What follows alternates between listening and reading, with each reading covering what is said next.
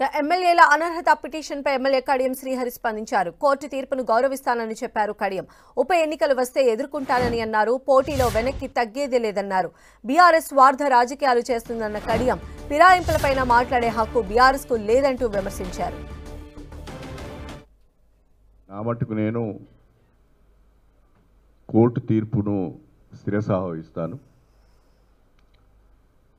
ఉప ఎన్నికలంటూ వస్తే తప్పకుండా ఆ ఉప ఎన్నికలను ఎదుర్కోవటానికి ఎప్పుడూ సిద్ధంగానే ఉంటాం. దాంట్లో రెండవ అభిప్రాయం ఏమి లేదు. పారిపోయే ప్రసక్తి అసలే లేదు. అయితే ఇక్కడ ఒక విషయాన్ని చెప్పాలనుకుంటున్నాను నేను. భారత రాష్ట్ర సమితి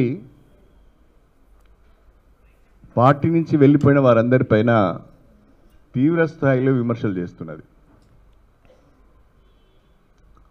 వీళ్ళందరూ అవకాశవాదులని, వీళ్ళందరూ స్వార్థపరులని, వీళ్ళందరూ వెన్నుపోటుదారులని, వీళ్ళందరినీ తక్షణమే డిస్క్వాలిఫై చేయాలి, ఉప ఎన్నికలు రావాలని అంటున్నారు.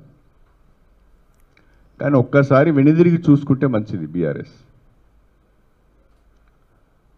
10 సంవత్సరాల బీఆర్ఎస్ పాలనలో దాదాపు 36 మంది ఎమ్మెల్యేలను పార్టీలోకి తీసుకున్నారు.